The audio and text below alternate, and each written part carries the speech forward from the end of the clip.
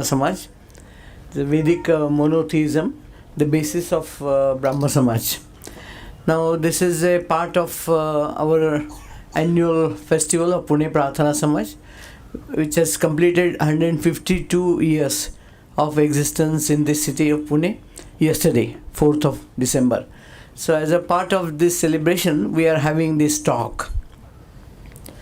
Now this talk is being organized jointly by the Bhandarkar Institute and Pune Prarthana Samaj, and Shri.Ravi Sankar from Hyderabad, Deccan, is associated with Deccan, Hyderabad Deccan Brahmo Samaj. He is a Vedic scholar. A brief introduction to him. And he had his basic education in science, that is in technology. So had his B.Tech degree from NIT Surat. Then he had his M.Tech from IIT Delhi. And as a part of his project in M.Tech, he had to go to Stuttgart and complete the project part there in Germany. And then he started his own venture, Isha Vasya Technologies Private Limited.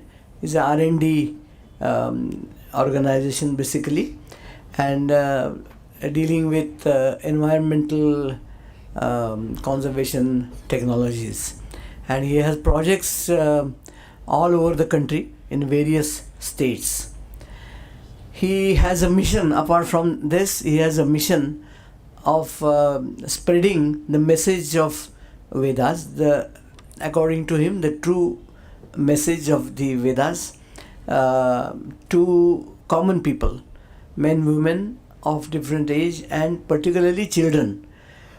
He has trained about 2,000 children from the schools in Hyderabad in Rigved, Yajurved, Samaved, and so on. I mean, it's very nice. When we went to Hyderabad last month, before last in October, then it was very nice to see 150 school students in their school uniform on the dais, on the stage, and chanting Rigveda and Yajurveda and telling the meaning of the same. So he has created a lot of interest in common people and masses about Vedas.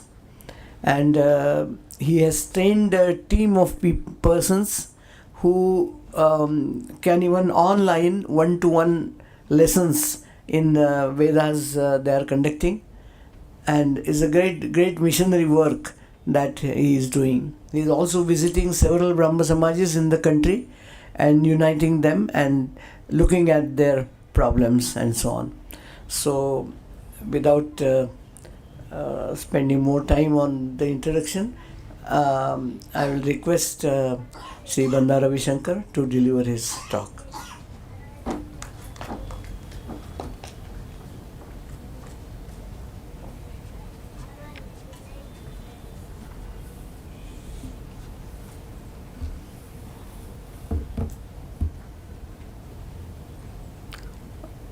Thank you very much, sir, for such a great introduction you have given about me. First of all, I would like to thank Pune Prarthana Samaj and Bhandarkar Oriental Research Institute for giving me an opportunity to present this topic in front of you today. Thank you so much, sir.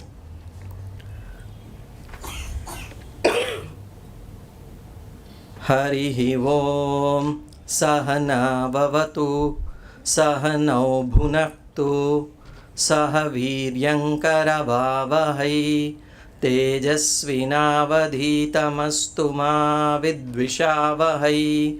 Om Shanti Shanti Shanti. Om Vedo Veda Vedango Veda Vitkavihi Acharyam Tvam Pranamamyaham. Om Vishwani Deva Savitadduritani Parasuva Yadbhadram Tanna Asuva. This topic, Vedic monotheism, the basis of Brahmo Samaj. This is such a wide and big topic. I know some people from Hyderabad, they are doing some research and trying to do certain PhDs in this topic. But the time slot what we have given today is 1 hour. I will try my best to do some justice to this topic given the time limits and constraints.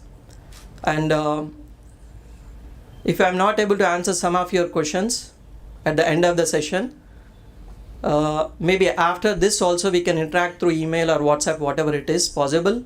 And I am very eager to answer all your questions as much as I know. Okay, thank you.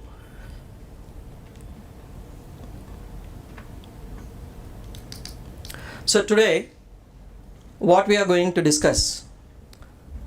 First of all, because we are talking about monotheism in the context of Vedas, so we have to see what are Vedas and what are not Vedas and their scope for current discussion. So we'll start with, because we wanted to take Vedas as a reference and we wanted to see and talk about monotheism. So we'll start with the discussion, what are Vedas and what are not Vedas.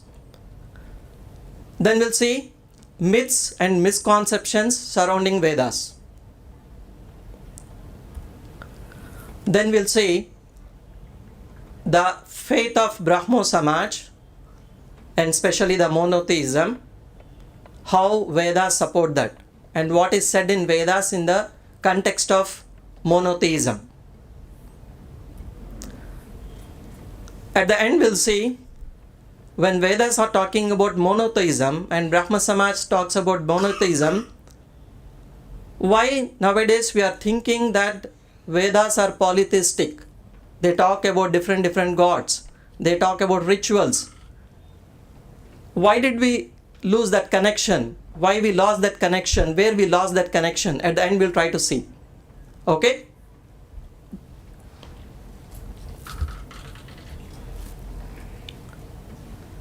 If you look at the scenario of spiritual literature in understanding the concept of God, especially in Indian context, okay?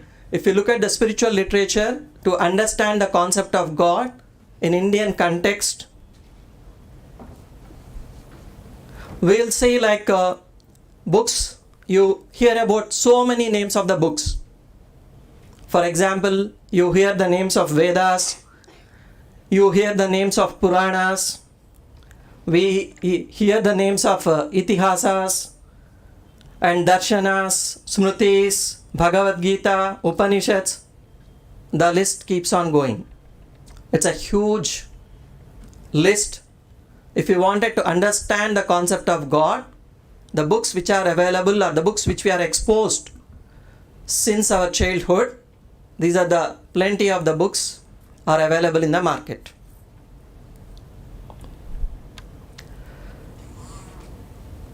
Suppose whenever you wanted to consider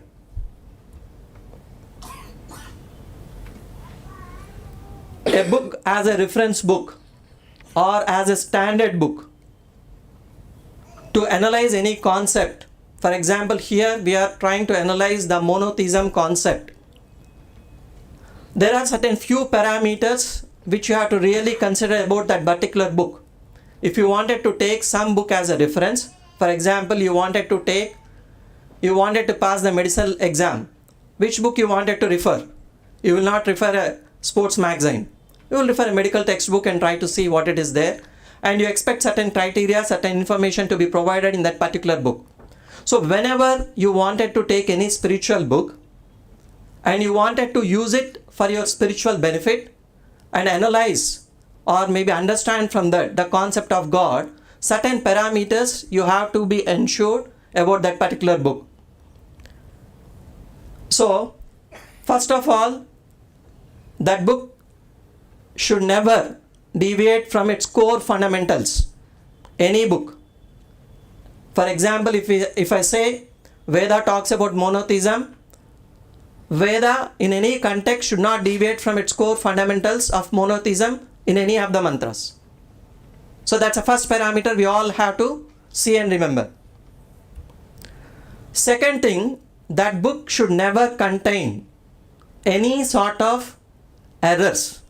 That may be a mathematical error, historical error, logical error, you name any type of scientific error, that book should never contain. If you wanted to take any book as a reference and understand the concept of God, that book should never contain such errors. I expect if I want to take some book as a reference to explain me about the concept of God, that book should never contain any immoral things. That book should never provoke me to do any immoral things or any filthy things.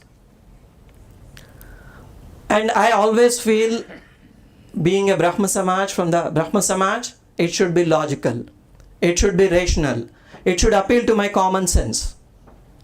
And the most important, what I look at any book as a standard book for me to understand something, it should be pragmatic, it should be useful to the common man.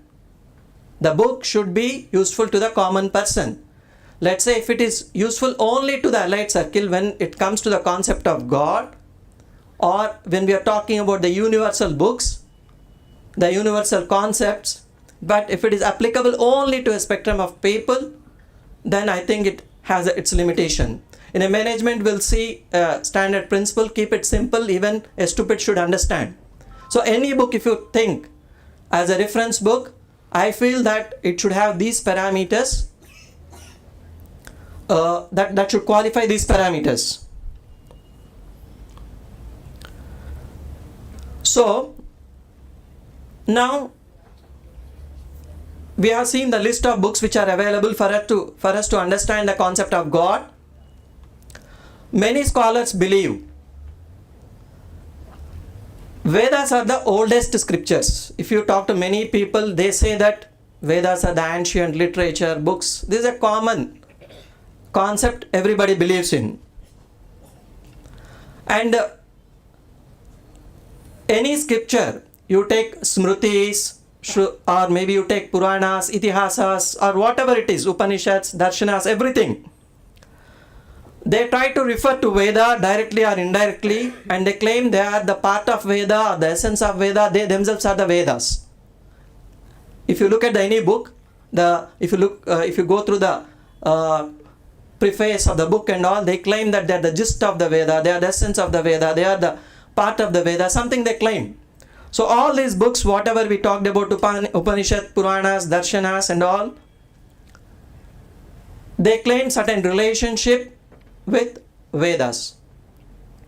So during my journey in understanding the concept of God and monotheism, after going through the different scriptures which are available in the market, because this research I was doing for last 25 years, when every book is directly or indirectly referring to Vedas, why we should not read Vedas? Why don't we understand Vedas? So that's where my journey started. So then that made me to think, what are Vedas? What are not Vedas? And what is the current scope for the discussion today? Because that itself is a huge topic. We will not be able to cover all the mantras or discuss. So we'll try to limit our scope. The concept of monotheism in Vedas only. We'll not talk about any other part of that scientific information or any other points which are told or code of conduct. We'll not go into that. We'll strictly restrict our topic of discussion as of today to monotheism. So these are the things we have to answer and see what it says. So what are the Vedas? The word Veda is derived from the root called Vid. This many of the scholars, this is a standard, if you refer to any Vedic book, that's the first line which is written. The root word for Vedas is Vid. Vid means to know or the knowledge. So Vedas means the scriptures or the books that are useful to the mankind and that should be known by every human being. Because if something is useful, you are living in a universe, or if you are purchasing some new instrument, how to use that and how to interact with that, you need certain guidance for that, in a way of doing that. So Vedas are the books which are given to mankind, which are useful to the mankind. Every human being should know. What they are to know? We are saying every human being should know what they should know. So that also answered in the Vedas itself. You have to know your purpose of life. You have to know who had created you. You have to know the nature around you. All these things you have to know. You have to know the creator, you have to know the creation, you have to know the relation between the creator and the creation, you have to know the purpose of your life. And mainly, that's the reason in Vedas, the Almighty is praised as Jata Veda or Vishwa Veda. This is the divine name of Almighty. Vishwa Veda, Jata Veda. What does it mean? The one who knows every part of the creation is called Vishwa Veda. The one who should be known by everyone in the part of the creation is called Vishwa Veda. That's the reason, if you look at the Samaveda, the 12th mantra of Samaveda says, Dutam vo Vishwa Vedasam Havyavahamatyam Yajistam Rungyase Gira. So Almighty is praised in Vedas as the Vishwa Veda or Jata Veda. So what does it mean? O Almighty, you are the good listener. You know all the intricacies. Listen to all our prayers and pleas. You know the whole universe. You are the one to be known by everyone in this universe. You are the one who can take us to the divine world moksha. So please grant us the eternal path of moksha. People who are in your great alliance will worship you in accordance with the Vedic Dharma. So this is what it is said in Vedas about Almighty. Then the question comes, what Vedas contain? Because this is the basic questions we are trying to answer. What Veda contains? Broadly, Vedic knowledge is divided in two parts. Try to understand. One is called Vidya. Nowadays we talk about the word Vidya, Vidya, Vidya. Vidya means we know that going to school and the school education. But in Vedic terms, Vidya means spiritual knowledge. The knowledge about the concept of God, the knowledge about purpose of your life, the knowledge about your relationship with the Almighty, that is called Vidya. And the other education which is part of Veda is called Avidya. So there are two types of knowledge in Vedas. One is called Vidya, one is called Avidya. And both of them are derived from the root word vid. Earlier days, the teacher, when we talk about Vedic teacher, he used to have a knowledge of Vidya as well as Avidya. Because the teachers were doctors, the Vedic Maharshis were doctors, engineers, kings, and they are doing in different professions like me and like you.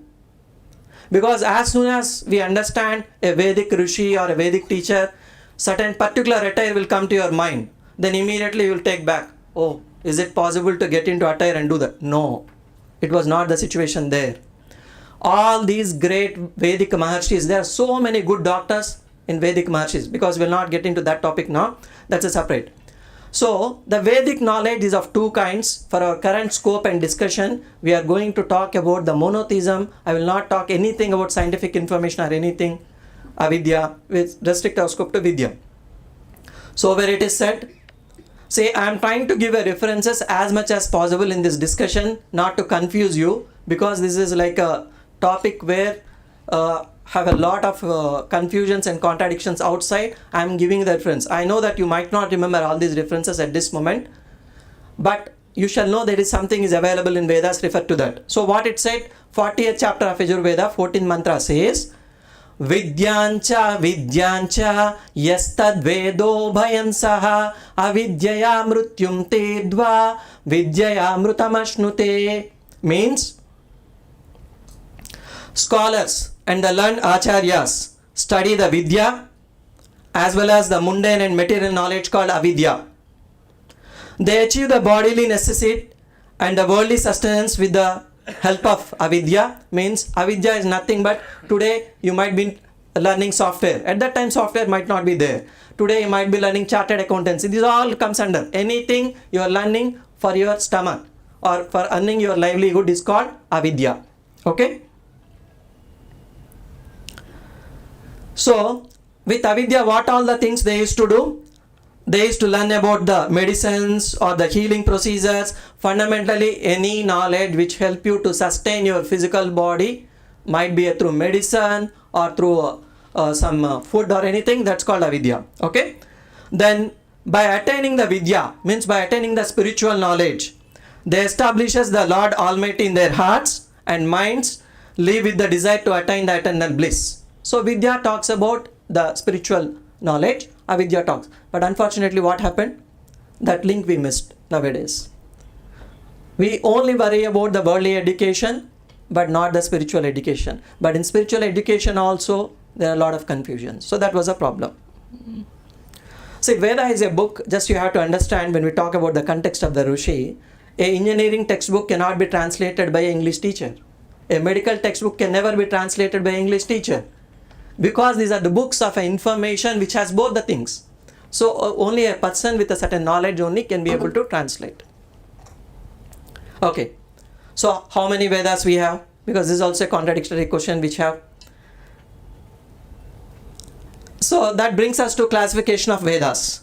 In a traditional learning, whatever the way I have learned, the classification of Vedas are done by two great Maharshis. This information is generally not talked outside, but because I came from a traditional learning background, so it is done by two Vedic Maharshis. Who are there two? One is Parashara Maharshi, one is Vyasa Maharshi. Maharshi Parashara classified Vedas in a chronological order, but unfortunately that classification, that division is not available in a public domain. It's very difficult to get. In a very remote parts of the country, you will be able to learn if you wanted to do that. Vyasa Maharshi classified Vedas based upon the content and chandas. This is the classification nowadays which are available for us in a public domain. So, Maharshi Vyasa classified in a traditional learning, we say that Vedas are 3. But in a public belief, it is 4. But we say Trainam Veda. Basically, Vedas are 3. That's what. Because in a traditional learning, Atharva Veda is considered part of Rig Veda while we learn. Atharva Veda is considered as part of the Rig Veda. If you look at the structure of the language and all, you see a lot of similarities. So, basically in traditional way, we believe 3. Don't worry about the numbers 3, 4. It doesn't make any difference. What we have to see at bottom line, is it useful to us or not? So, that's a thinking you please keep in mind. Don't get into those numbers unnecessary. So, Rig Veda, Yajur Veda, Atharvana Veda, Sama Veda. So presently whatever Vedas are available, these are given by Vyasa Maharshi to us. Just remember, these Vedas are not written by Vyasa Maharshi. He is the one who organized, who classified these Vedic texts.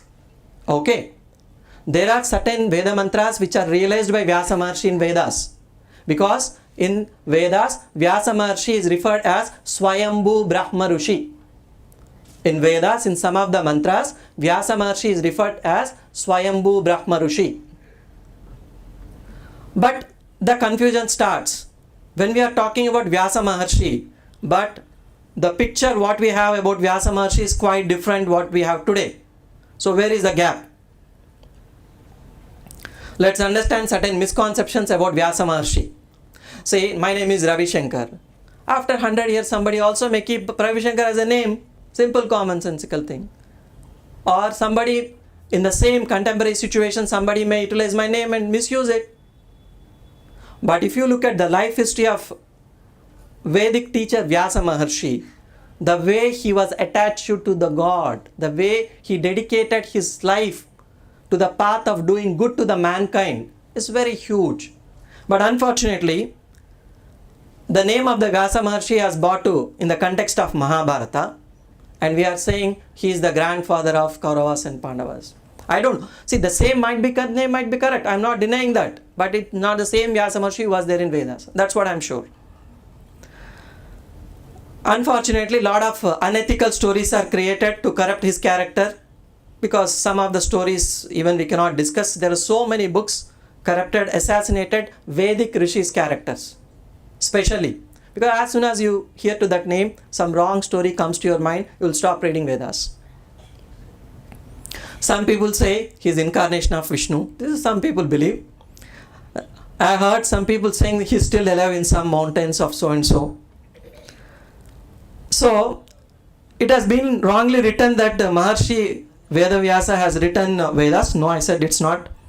And people think that he has written Astadasha Puranas and Mahabharata and all. Somebody with the same name might have written, I am sure. Or maybe just somebody might have written and put the name of the Vyasa Maharshi. We don't know. Why? I am surely saying because the content, if you look at the Veda, the content which is there exactly opposite, it will not match. How a person will try to write a contradictory statements if he is honest and sincere? No, it is not possible. So it is not possible for the same person to write books that are so opposed to each other. So that's a concept which we have to understand. So coming to our syllabus for today, what the scope I am trying to restrict now. Just to tell you, the Rigveda has approximately some 10,000 mantras, and Yajurveda has near to 2000, and Samaveda around some 1800, and Atharva Veda.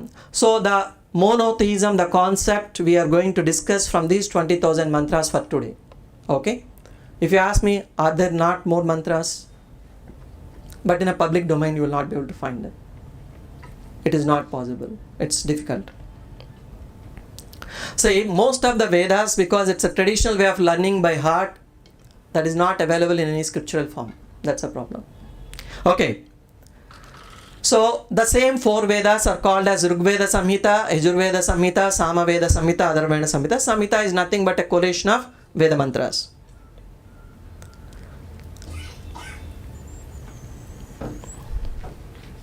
So I just wanted to give one reference where it is said the Vedas are 3 or 4. If you look at the 31st chapter, the 7th mantra, which is also famously known as Purusha Sukta. Tasmat yagnat sarvahutaha ruchas samani jagnire chandansi jagnire tasmat yajus tasmad ajayata. Vedas are also known as Chanda. That's a synonym for Vedas. Okay? Rucha Samani Jagnire. So basically it says this mantra, all the Veda mantras, it may be Samaganas or Rigveda mantras, Rucha Samani Jagnire.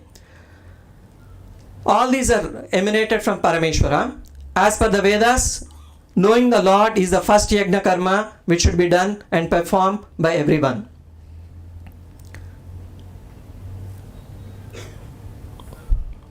So every Veda mantra, if you look at the mantra whatever I have just shown, how do you identify a Veda mantra? Because when I say God created this universe, when I say God created me, physically you will not be able to see. God inspired certain rishis, Vedic, or maybe with the grace of God, certain Vedic rishis have realized this divine knowledge and had given to us. So every Veda mantra has 4 types of meta information. Try to remember. How do you identify, how do you understand whether that's a Veda mantra or not? Every Veda mantra has all these 20,000 mantras which I just mentioned, has 4 meta information. One is called Rishi. For this mantra, Narayana Rishi is the Rishi, Devata, and Chanda and Swaraha. Every mantra has this information. What all these things we will see now. This is very, very important. You have to understand. This is where we lost the connection. Okay?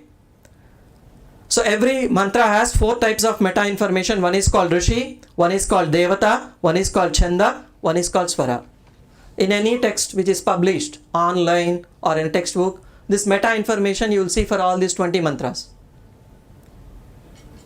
But as already told, how the concept of Rishi got corrupted, how the stories are written about the great Rishis, that we already discussed. The second misconception started because they could not understand what is this concept of Devata. In a traditional sense, Devata means deity for all of us. We call Devata means deity, that Devata, this Devata. But actually what Veda says about deity, we'll see that. I just gave one more mantra as an example. The first mantra of 48th chapter of Yajurveda. Isa vasem idang sarvam yatkincha jagatyam jagattena tektena bhugva ma gruda kasyasvidhanam. For this mantra, the Rishi is Dirgatama Rishi, Devata is Atma Devata, and Chanda is Anushtup Chanda, Devata Swara. Will not too much go into Chandas and Swaras, I will not explain. I try to restrict the topic only to the understanding of Vedas and the concept of monotheism, where we got disconnected. Rishi means the one who realized the eternal Parameshwara, the one who believed that to attain the purpose of life or eternal bliss, one need to understand an implementation of Vedic Dharma. There is a difference between a Rishi and a poet, you have to understand. The poet or a writer can write anything even though whether he follows or not. But Rishi is not that. Rishi means the one who realized, who implemented, who tried his best throughout his life to propagate what he has understood from the divine inspiration. So that's a difference. So the Veda mantras are the realizations of the great Rishis like Narayana Maharshi or Dirgatama Rishi. Devata, this is a very important concept you have to understand. The concept of Devata in a Veda mantra which is mentioned in the meta information is nothing but the theme of the mantra. It is the theme of the mantra. What does it mean? For example, the theme could be a specific attribute of the Almighty explained in that particular Veda mantra. Means what concept, theme means what? The concept which is explained in Vedas is called Devata. In that particular mantra, maybe Almighty is explained as a great creator. In that particular mantra, Almighty is explained as a merciful. So that is what Devata represents. Here Atma Devata means we immediately get confused about Atma, soul and all. Atma Devata in this mantra means, in the context of Veda, the concept of Atma is two ways, Jivatma and Paramatma. So the concept of Paramatma means the Parabrahma, Parameshwara is explained in this mantra. Okay, so that's what it talks about. Chanda, it talks about the number of lines and letters in a Veda. With that, because just by looking at the certain particular Chanda, you say this is not from Veda mantra directly. For example, I am sure there is no mantra in Vedas with a Chanda called Manjari Dvipada. Manjari Dvipada, Kalidasa has used. It's a particular style which will be used by particular poet. So I am sure that if you look at the Rishis where that particular Chanda they have taught these mantras, they are in particular tune or Chandas. Suddenly, because in Telangana we have some 3-4 or maybe hundreds of dialects. You are singing in a particular dialect, suddenly some other dialect comes. Immediately you will be able to see that is a intervention or like a concoction, something like that. We'll be able to identify. So this is about Chanda. Swara and all will not get into details now. It talks about how to sing and all. Will not get into those details. Okay. So now we understood what are Vedas, what are not Vedas to a certain extent, and we understood the scope for our discussion. There are certain books which will help you to understand Vedas. Will not be able to get into the details of these things. Vedangas, Upanishads and Brahma Sutras. These are the books. They are not Vedas, but these books will help you to understand Vedas. Upanishads are not Vedas. Brahma Sutras are not Vedas. Vedangas are not Vedas. But these books are very useful in understanding Vedas. I think the slides are coming a little late. Okay, what are the Vedangas? Again, I will not explain you what all the Vedangas and all. That's a separate topic and discussion. But just to tell you, there are the 6 auxiliary disciplines that will help you. Nirukta, which is very, very important, you all have to understand. Suppose, if you wanted to understand the medical textbook, you need a medical dictionary. You cannot take a history dictionary and understand a medical textbook. If you wanted to understand engineering textbook, you have to use engineering dictionary only. So, if you wanted to understand the Veda mantras meaning, you have to understand the Vedic dictionary. Vedic dictionary is part of Nirukta. Okay? So, for example, if you wanted to corrupt a book, you just remove the dictionary and put some other dictionary, that's all. If you wanted to understand Marathi, you have to use Marathi dictionary. You cannot use some Telugu dictionary to understand for the same word meaning. It's meaningless. So, Nirukta is the etymology, but many people in the Vedangas they mention I'm sure that many of them, they do not use Nirukta in translating Veda mantras. If they use, they will not get such confusions. Vyakarana, grammar, any language needs grammar. Siksha is how to pronounce. And Chandas, I already explained. Jyotisha about astronomy. Jyotisha is not about astrology. It is not, if that star is like this, your life will know. Jyotisha, because Veda has lot of scientific information about the space, nature, and eclipse, everything. So that talks about pure astronomy. Okay? Kalpa is about rituals, don't worry. Rituals is not about, again, this particular Vedanga got corrupted, which we'll not discuss now. That's out of scope. Okay? But mainly, for today's discussion, I will not be using any other the Vedanga, especially I will be using Nighantu dictionary, because this is a big debate, but we'll just restrict our scope to Nighantu and see Vedic dictionary. By once people forgot this Vedic dictionary, how they got. So these are the tools which will help us, just we discussed, and Veda mantras. Okay. Again, Upanishads, I am not going in detail and explain you what all the Upanishads and all. I will skip this slide. And Brahma Sutra, this is important information. There are a lot of confusions about Brahma Sutras. What are these Brahma Sutras? Okay. In a traditional learning, Brahma Sutras are considered as the footnotes for Veda. They will help you to understand certain Veda mantras in a more detail. There is a misconception that Sri Adi Shankaracharya wrote Brahma Sutras. Some people believe. No. Brahma Sutras are coming as a tradition in learning of Veda mantras. He wrote a commentary on Brahma Sutras. And Adi Shankaracharya's commentary can only be considered as authentic commentary for Brahma Sutras. I will not detail how the literature of Adi Shankaracharya got corrupted over a period of time. No, that's not the scope of discussion. But I just wanted to bring to your notice, these Brahma Sutras in a traditional learning we learn as part of Veda mantras. But the commentary was beautifully written in a very scientific way by Adi Shankaracharya. I will be able to take all the question at the end. I just request you that. Who has written the Brahma Sutra? I will, because that is there as part of the Vedic learning in the Vedic Rishi. That's an explanation which was given by them. Okay, so this is what about Brahma Sutras. Then let's come now. Very fine, beautiful. Vedas are talking about everything, what it's in line with our common sense. Then what are the myths and misconceptions about Veda? How the current topic is related to these myths and misconceptions. We'll see what are the myths and misconceptions.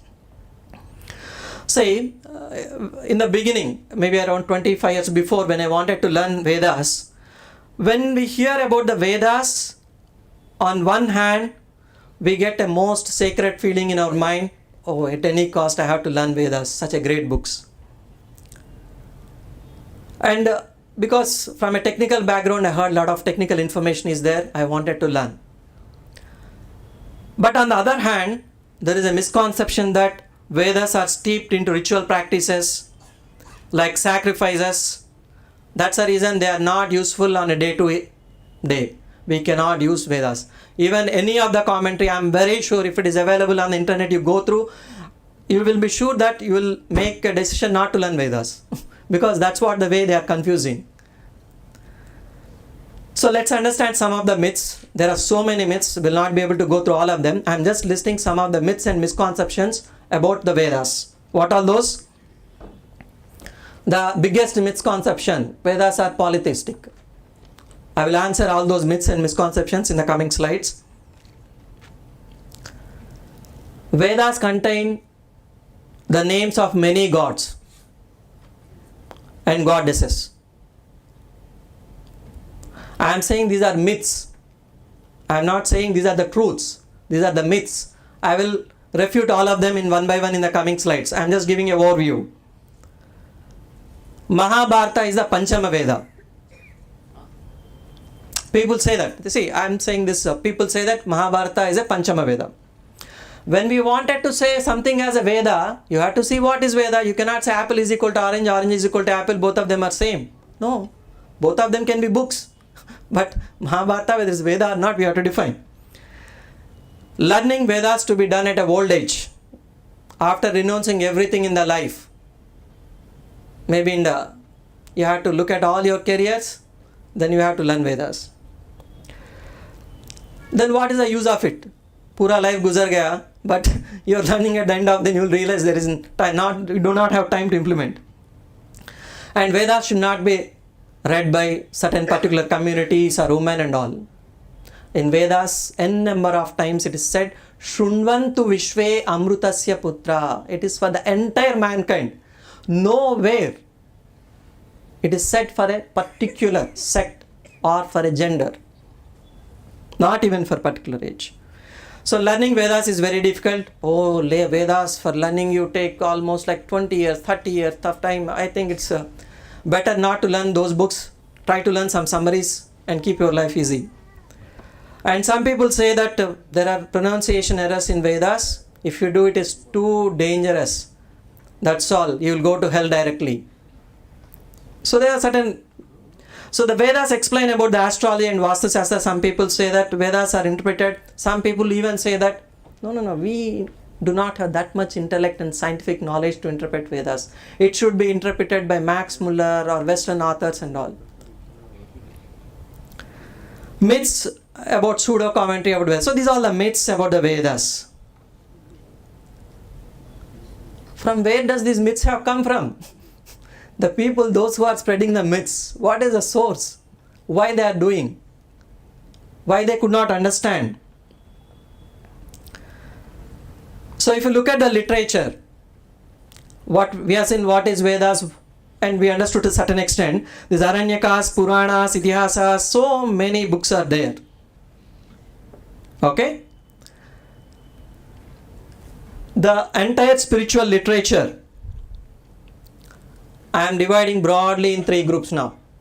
Because now we talked about a lot of books, I am dividing the entire spiritual literature which is available for us into 3 groups. One is Vedas and the books that helps you to understand Vedas. I said about Vedangas, Upanishads and Brahma Sutras. The second is very, very important. You all have to understand. This is where we lost. Books that claim to be Vedas, but they are not. They claim to be Vedas, but they are not Vedas. Books that claim to be the essence of Vedas, but they are not. So these are the 2 sets of books. See, I am not saying whether that books are good or not. That is not the point of discussion. The simple point is whether they differ from Veda or not. Or whether they differ from the concepts of monotheism in Veda or not. That's the scope of discussion. We are not here to judge what is good, what is bad. We are just here to see whether that book contains this information or not. That's all, simple. So the books which will help you to understand is Vedangas and all I told you. The books that claim to be Vedas, but we do not, in a traditional learning, will not accept these books as Vedas. For example, Brahmanas, Aranyakas, Samhitas. Samhitas means some books like Krishna Yajurveda Samhita, some Bhrigu Samhita. These are some good books, I don't know, but they are not Vedas, I am sure. So, they are based on some partial extracts taken from Vedas, to which additional texts are added. Suppose if I am quoting today, you take some of the lines and you add your own lines and say that this is said by Ravi Shankar. That is possible. So, will not accept. And for example, books that claim to be the essence of Vedas, for example, Puranas, Itihasas. Why you will read Vedas? It is so difficult. Here you have essence of Vedas. If you read this small book, you will get the punya 1000 times if you read like Veda equal to, for example, it is equal to reading Veda 10,000 times, 20, these are written books. So, there are some books like Puranas, Darshanas, Itihasas, they say that they are the essence of Vedas, but they are not the essence of Vedas. Because they fundamentally differ in many of the Vedic, because in the beginning itself I told you 5 parameters.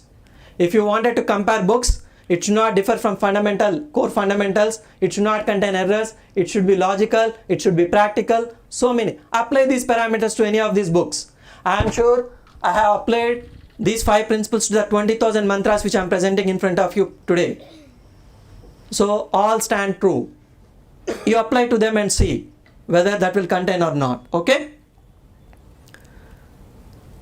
So we'll not discuss about. I just wanted to tell one line about Samhitas, Aranyakas and Brahmanas, which is said by Swami Dayananda Saraswati, a great Vedic scholar, who was revered even by Ranade. You all know that.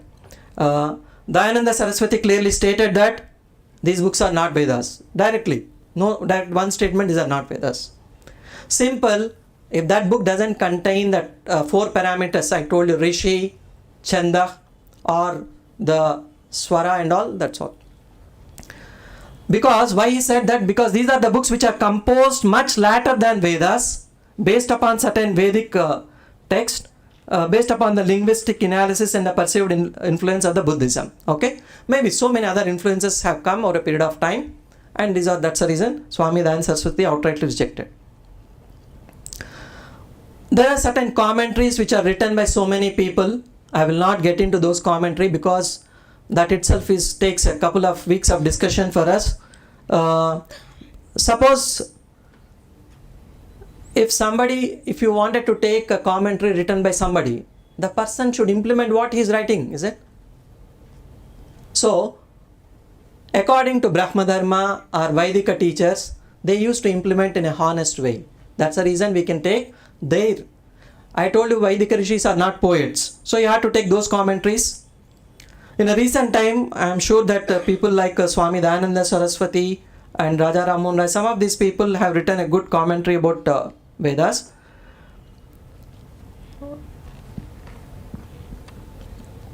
A person who does not implement Vedika Dharma, if he talks about Vedas and writes commentary, will not be able to take them. Okay? I wanted to conclude this first part of our session. What are Vedas and what are not Vedas, with one mantra from Adi Shankaracharya Viveka Chudamani. Adi Shankaracharya says, Shabdajalam Maharanyam Chitta Brahmanakarakam. Shabdajalam Maharanyam Chitta Brahmanakarakam. It says beautifully, all the great sounds made by a man without understanding their meaning would all cause the mind to go into hallucinations. All that is practiced without understanding the oneness and the greatness of Parameshwara would be equal to thick jungle. It means like the thick forest that confuses one without any indication of the path to be followed. The worship that we indulge in also would confuse us. So thus they would estrange us from the path of Parameshwara. So Shabda Jalam, so don't worry about this term and all. Bottom line, we have to look at it is useful to me or not. Even one mantra, one sentence is more than sufficient for our entire life. If you look at Vedic Maharshis, that's what they understood. Okay? So yes, I wanted to summarize for our discussion now. The books which will help us in understanding the monotheism is the books like Vedas, Vedangas, Upanishads. Sometimes the books confuses us or contradicts Vedic monotheism like Puranas, Bhagavad Gita, Itihasas, Darshanas, Smritis. I am just reiterating again, I am not saying whether good or bad. In understanding the monotheism, I am trying to say. Okay?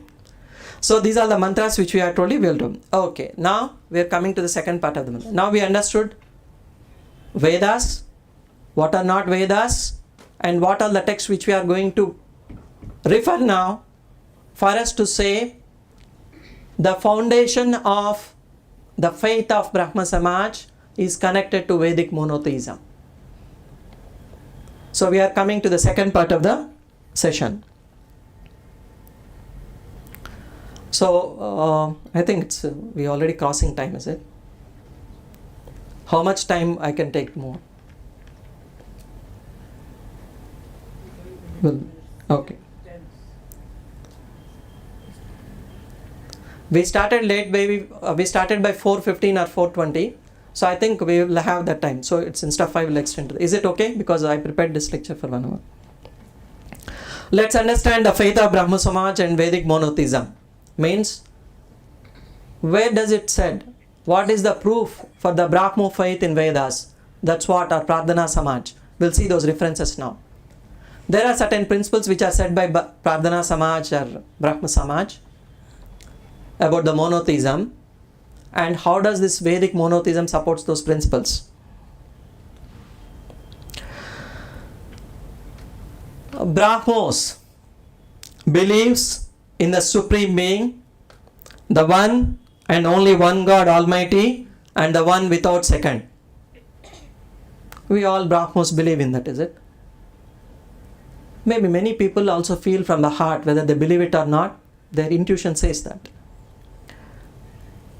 We all know famously that Ekameva Advitiyam Brahma. This is a very famous thing we all know.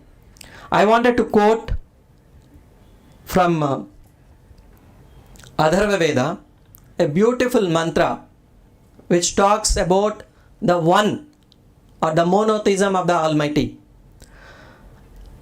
There are some 7-8 mantras which are very, very important as a reference for you. That's the reason I am quoting all of them. This is Atharva Veda, 13th Kanda. The mantras start from 4 to 21 or 4 to some Suktam 4, and the mantras are from 12 to 21. Sukta 4, Kanda 13. Tamidam nigatam saha sa esha eka eka vrudeka eva ete asmin deva eka vruto bhavanti kirtischa yasaschambhascha nabhascha brahmanavachasam channam channadyam cha ya etam devamekavrutam veda na dvitiyo na tritiyo na chaturdho nyapyuchyate na panchamo na shastah saptamo napyuchyate नास्तमो न नवमो दशमो नाप्युच्यते स सर्वस्मै विपश्यति यश्च प्राणति यच्च न तमिदं निगतं सः स एष एका एकवृदेक एव सर्वे अस्मिन् देवा एकवृतो भवन्ति. So this text clearly says the Supreme Lord Parameshwara is indeed the one and only one, and he is omnipotent.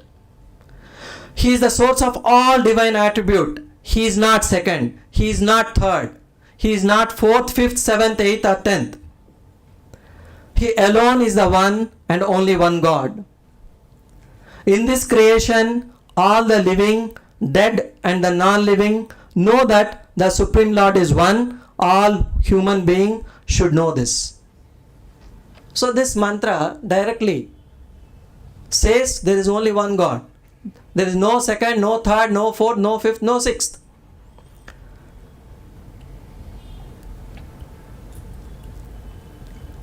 I will give one more mantra from Samaveda. Agnimvo vrudhantamadvaranam purutamam achanaptre sahasvate. O mankind, worship the one and only Almighty, the one who is self-illuminating, the bestower of strength and power to all, the one who keeps you power from failing, the one who makes you prosperous day by day, the most glorious of all. Okay? Coming to the second faith of Brahma Samaj, what we all believe. Brahmo believes in the Supreme Being, who is the creator of the entire universe and who is eternal, infinite and merciful and independent. See, when we talk about monotheism, these are the fundamentals of monotheism. God is one, God is the creator. These are the fundamentals of monotheism. So that's what where we are referring, in which part of the Veda these are said. If you look at the fourth mantra from the 40th chapter of Yajurveda, it says very clearly, Anejadekam manaso javiyo naina deva apnuvan purvamarshat tadhavato anyanatyeti tistat tasminnapo matarishva dadhati. Okay? So, Almighty, who is the one and only one, the incomparable, unparalleled, is unmoving, firm and stable. He is the cause for all the movements, motion, tremors and vibrations, but he is not subjected to any movement. He is the source of all energy for all kinds of movement. He is the one omniscient, all-knowing. He is speeder than Manaso Javiyo. He is speeder than your thought and our intellect. And Almighty is the first and foremost. He is being there even before the creation and before time. So there is no comparison to his benevolence, kindness and grace. And he cannot be grasped by our senses. You will not be able to perceive him because he is beyond your senses. He is superior to them and beyond them. In fact, he is the creator of all such things like galaxies and everything. So, but nothing can surpass him, nothing can escape from him, from his knowledge, and there are no boundaries to him. So there are plenty of mantras. We can keep on giving references. I will not be able to mention all of them, but only for reference I just mentioned them. Then in the concept of God, okay, people, we understood, we all from heart we say that God is one, that's okay. Majority of the people accept. But as part of monotheism, especially when it comes to Prarthana Samaj or Brahmo Samaj,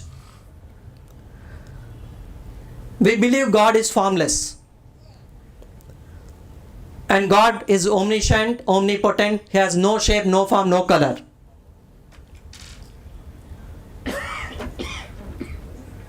This is a very, very important concept. If you look at the 40th chapter of Yajurveda 8th mantra, it says, Saparyaga chukramakayama vranamasnavirang shuddhamapapa viddham kavirmanishi paribhu swayam bhuryada tadhyatoddan vyadadat sashvatibhya samabhyah. Almighty is omnipotent. He is without any body. He is subtle and macro. He is without any bodily nerves, muscles, ligaments, fibers, tendons and anything. He is beyond the relationship of father, mother and wife. He is without any body and has no defects and deficiencies. And he cannot be injured by any weapon like what we human beings. He is eternal. He is all-knowing. And he disgraces and defeats the wicked and the sinners according to Vedas. So there are so many references I have put, but will not go through them. So I will not go through maybe with this 2-3 references about the monotheism, you might have understood that we can quote plenty of references for the Brahmo faith from Vedas, but we will not go through all of them. Just I am trying to put, I have put all of them in the reference as of now. I will skip all of them now. We'll come to the quickly. So now you understood Vedas, you understood the concept of where we lost the connection, why we lost the connection, what was the reason. Okay, just I would like to take some water.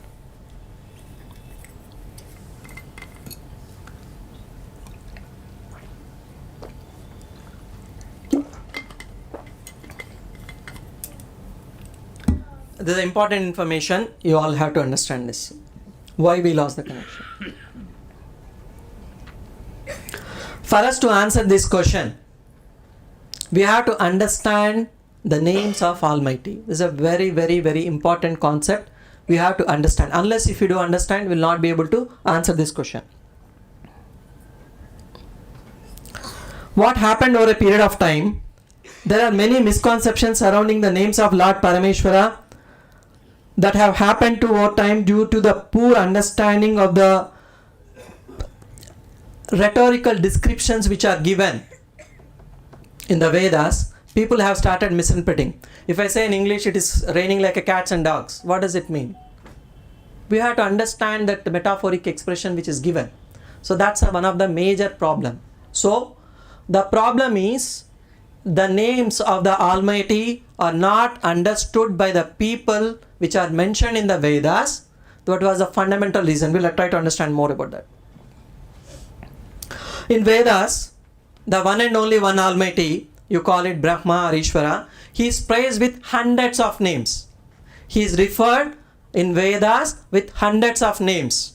Like he is praised as Narayana, Varuna, Rudra, Shiva, Vishnu, Shankara, Sukra, so many names, Rudra, Kavi, all these names in Vedas are used to refer one and only one Almighty. Okay? But unfortunately what happened, people, those who could not understand it properly, thoroughly, they started personifying these names and try to create certain stories around these names, which actually in Vedas refer to one and only the Creator.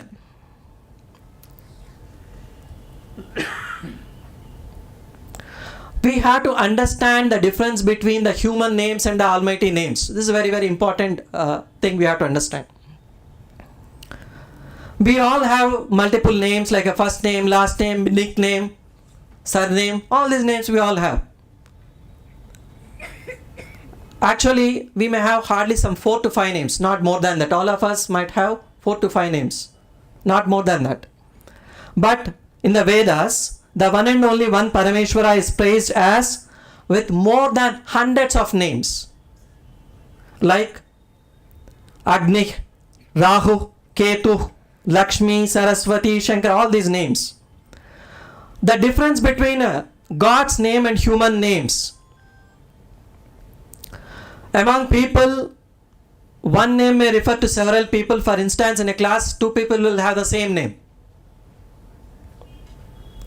But if you look at the names of Parameshwara, they all are unique. If you really understand the meaning of that name, you will not be able to apply that name to anyone in this universe. If you really understand the meaning of the name of the Parameshwara, we will not be able to apply that name to anyone, because nobody qualifies that name. We will be able to understand it with certain example. And when it comes to our name, hardly people around us, our neighbors might know. If you are a president or prime minister, some other country might know. But somebody from Mars, do they know our name? Or some sun knows about name, some galaxy knows about no? No, they do not know about our names. So the difference between God's name and a human name is very interesting. Our names may not have any meaning. Somebody put a name like XYZ also, they can put it. We need not have any meanings. But every name of Ishvara mentioned in the Vedas, if you refer to Vedic dictionary, it has a very specific meaning and a clear meaning. A man's name may or may not indicate the status, qualities or characters of a person. For example, a person named Sundar may look ugly also, but the name might be Sundar. A person named Amir may be very poor, he might not even have a food to eat. A person called Gnani may be an idiot, we don't know. So these names, whatever we keep, we don't bother whether that will represent our state of mind or status or not. But the every name of Parameshwara which is mentioned in the Vedas will have a meaning. If Veda says, if this name, if you wanted to use it, at this scale if somebody can perform these duties, if at this scale if somebody can have that attribute, you can keep it, there is no problem. Okay? So in the Vedas, the names of the Parameshwara allude to the great attributes of the Parameshwara. Okay? So the names in the Vedas of the Parameshwara can be broadly divided into 2 categories. The names which talks about the great deeds which are done by him, like the creator, the sustainer, these are the deeds. For example, the names like Brahma. What does it mean, Brahma? Why you are calling Brahma? The one who created the entire universe, you can call Brahma. You can call me Brahma if I can create the universe. I cannot do, so you can never call me Brahma. That's what Veda says.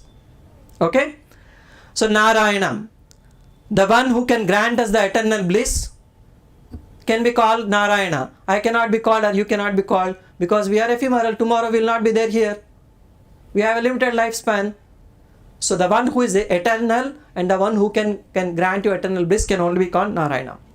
Varuna, the one who should be chosen by everyone in this universe, means every part of the creation prays to Almighty except human mind. Your heart prays to Him, your liver prays to Him, but not your mind. Okay? Rudra, this is a very famous name. Rudra means the one who punishes the evil people and saves the one. Shankar, very important name. Shem in Vedas means spiritual knowledge, the divine knowledge. Shankara means the one who gives you that knowledge.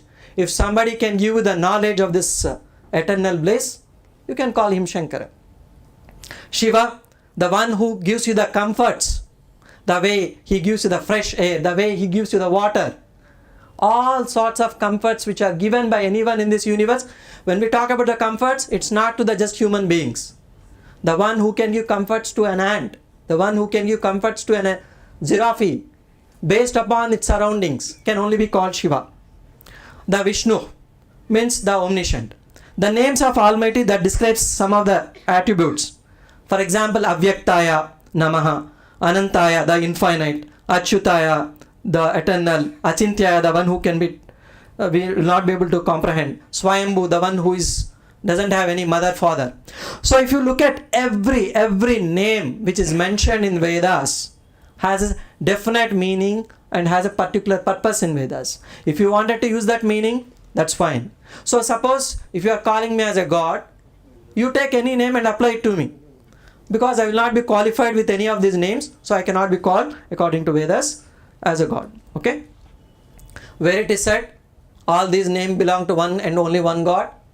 Go to the 32nd chapter of Yajurveda. First mantra says, Tadeva Agnis, Tadaditya, Tadvayu, Tadu Chandrama, Tadeva Shukram, Tad Brahma, Ta Apa Sah Prajapati. Means, there is only one and only one God Almighty. He is Agni. Means, He is praised in Vedas as Agni.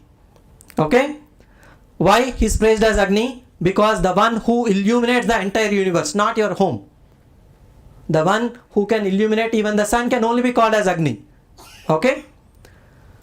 He is praised as Aditya and he is praised as Vayu. Vayu means omnipotent. It is not just air.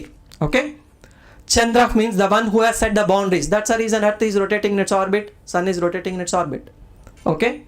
Shukra means the powerful. Brahma, the creator. Prajapati means the ruler and protector of all the humans. So, if you now you understood these divine names, what happened? Some of these names or a period of time are attributed to female deities. Some of these names are attributed to male deities. Some of these names are attributed to Rakshasas in books. Some of these names we forgot, and some of these names we are using on a day-to-day usages. Okay? These hundreds and thousands of names in the latter books, they have used left and right without understanding the proper meaning. For example, some of the names, as I said, Brahma, Vishnu, Shiva, these are we called as a male. These are attributed to male deities. For example, Saraswati, Lakshmi, these are the names which are attributed to. But in Vedas, Lakshmi also refers to one and only Parameshwara who has no gender. When we are talking about no shape, no gender. Okay? Na bhavati, na pumso, na purusha. So he has no gender. Okay? So Lakshmi means Layet Kshmi, means the one who can destroy all your poverties. Intellectual poverty, poverty in your heart, poverty in your money, everything. Saraswatam dadati is Saraswati. The one who gives you the knowledge is Saraswati. The creator you cannot attribute male or female. That's what Veda says. But over a period of time these are described. But some of these names are taken by some and formed as a religions. Shaivism. They took names of Shankara, Shiva, Shambhu, Rudra. But these all names belong to one and only one, but they have used in Shaivism. The names like Narayana, Vishnu, Govinda, they are used for Vaishnavism. The names like Saraswati, Lakshmi used for Shaktism. The names Ganapatya, for example, Ganapati, Ganesha, these are used for religion called Ganapatya. But all these names belong to them. They belong to where? If you wanted to understand the true meaning, go to the Vedic dictionary, you'll be able to see. That's okay. But some of these names are attributed to Rakshasas in our books. Hiranyagarbha, Hiranyaksha, Ketu, Ra. As soon as you remember the name, what you remember? You will remember a demonic character. Hiranyagarbha means, Hiranyak means radiation. The one who is source of all radiations, electromagnetic, microwave, any radiation you refer. That's why Almighty is praised as Hiranyagarbha in Vedas. Okay? Rahu, Ketu. Beautiful stories we have. Ketu means the one who gives you the knowledge. Infinite knowledge. But as soon as we remember a story. Some of the names we forgot the true meaning. Kavi. Kavik means omniscient. That's the name of the Almighty in Vedas, but we are using for a poet. Or Atidhi. We all know Atidhi. This is also name of Almighty in Vedas, the one who can be approached irrespective of the time, place. Almighty is also called as Mitra, the one who is near to you, more than your life, more than your breath, is called Mitra in Vedas. So some names like Indra, the famous name, thousands of times referred Almighty in Vedas with the name of Indra. But you know what stories are written about the Indra in the books. Some names are attributed to Panchabhutas like Agni, Vayu. Some names we even forgot. We don't know. Some of them names we are not. So the names are Vedas, but according to Vedas, these all represents to one and only one Almighty, who has no shape, no form, no color. So if you go to, where did all these things are said? Go to the Nighantu, Nirukta, Vedic dictionary, refer to them. The 5th chapter contains these names.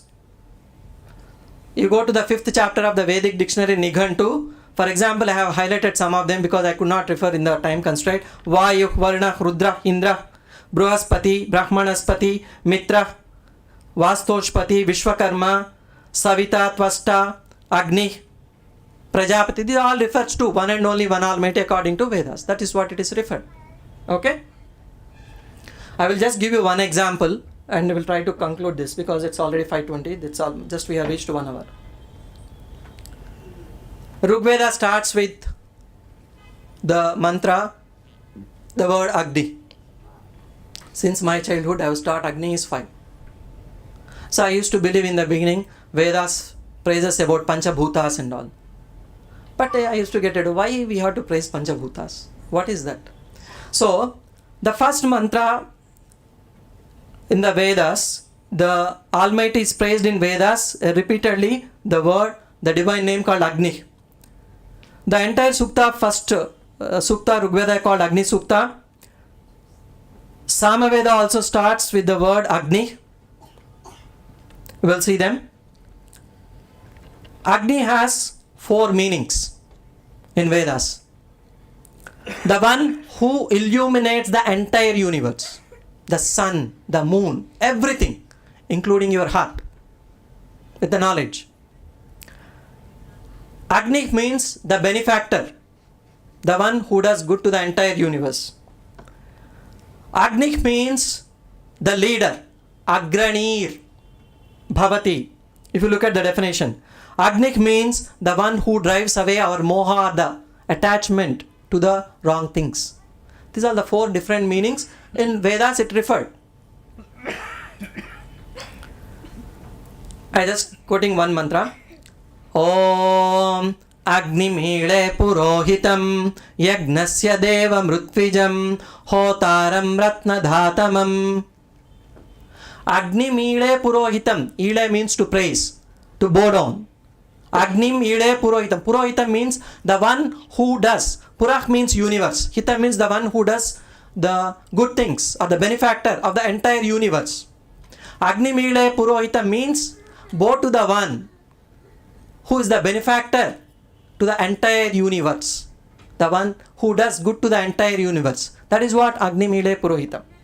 So the detailed meaning I am not going through it because of the time constraint. Agni has a lot of synonyms. For example, Rajan, Hiranya, Indana, so many things. And the synonyms also I have put. I will just mention one more name. Vayu I will not mention because similar to Vayu means omnipotent. I will not have time to mention that. I will skip this. Indra. This is a very important name I wanted to talk. With this name I will try to conclude. Okay? As soon as the name you hear Indra, lot of stories will come to mind. Indra is a womanizer. He doesn't like somebody do yagnas, or he is the one who spoils yagnas of all the people. These are all stories we are hearing. Indra means the one is called Indra means the leader of all the leaders, the Mahadaishwarya Shali of all the riches. Bill Gates or Warren Buffett might be the richest in this world. But nobody knows if you go to the ocean and ask who is Warren Buffett. Nobody knows. Okay? When we talk about Indra, his riches surpass this entire universe and beyond that.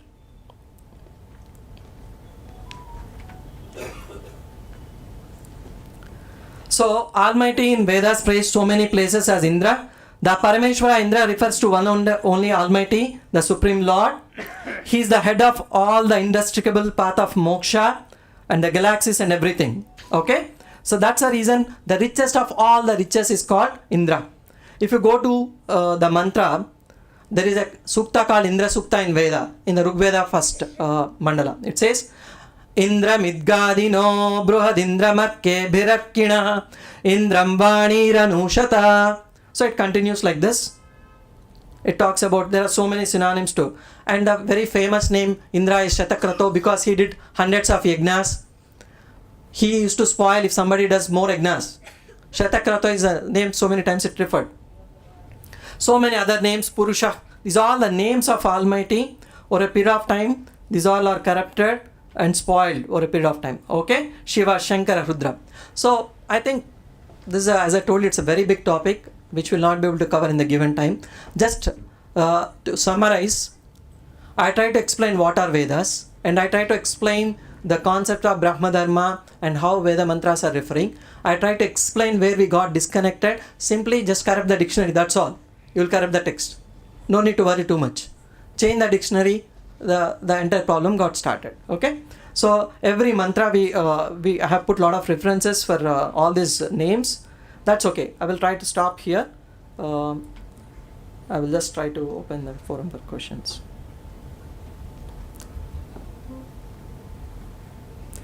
I will see if I have to answer these questions, then we'll refer those slides as and when required. Okay? I'll just say thank you. Now floor is open for questions.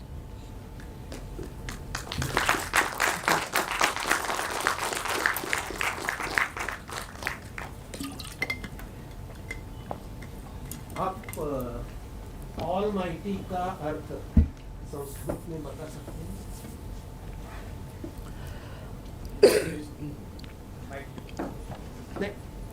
Can you explain a concept Almighty in Sanskrit? Exact meaning of Almighty. Because the Almighty, you see, what I always think is whenever we speak in English or whenever we explain something in English, our perception has got some westernized views. And as far as monotheism is concerned, and all those things if we see, then there is only one God and there is only one prophet, and who explains the God is a concept of Semitic religion. That's a concept of Semitic religion. If we want to... I can set, is it?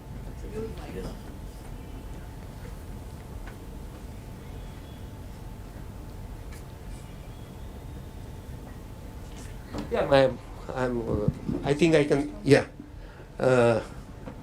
So, in Veda also, as on behalf of our institute, we have got a course on Veda, and which is available. You see, there is no concept of God in Veda. There are deities in Veda. There is no concept that there is some supernatural power or something beyond this nature. But the nature itself has been explained in a very nice way and in a very poetic way in a Veda. In fact, going into monotheism or going into a concept of only one God is against the theory of Darwin of evolution also. So we must think whether we should go in a one God theory or a concept which has been there for last 6,000 years, where there are deities, and each and every deity and many deities are related to the nature itself. So we must think about it.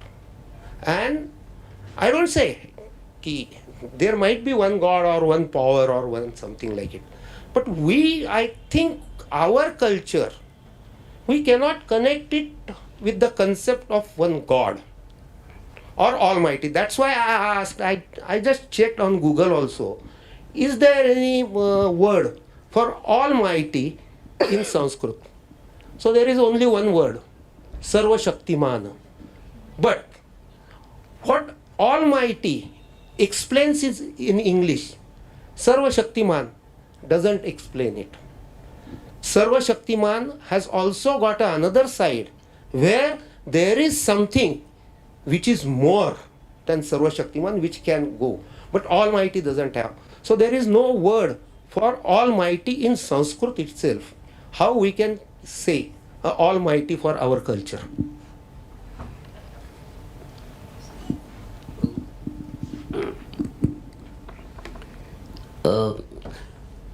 मैं कहता हूँ कि almighty is हर एक के पास है, लेकिन जिसके पास है वो उसका जो परिणाम है, वो उसका जो मेजरमेंट है वो डिफरेंट है, इसलिए ऑलमाइटी ऐसा कुछ हम कह नहीं सकते. And if there is only one God and Almighty, then does this world or all of our life a designed one? Again a concept from Christianity, again a concept from Semitic religions, that each and everything has been designed. Are we going for that concept? Is my another question.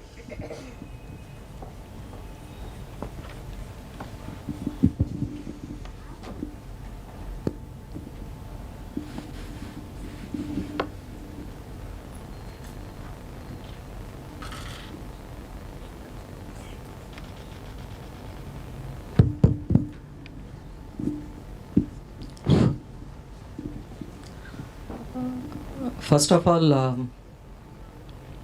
I would like to thank you for such a beautiful question, sir. You refer to that Bhandarkar Oriental Research Institute also created certain beautiful course on Vedas. I have gone through it thoroughly, all of them.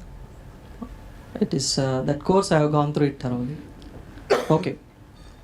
At this moment, I do not wanted to refer to that course and because talk about that and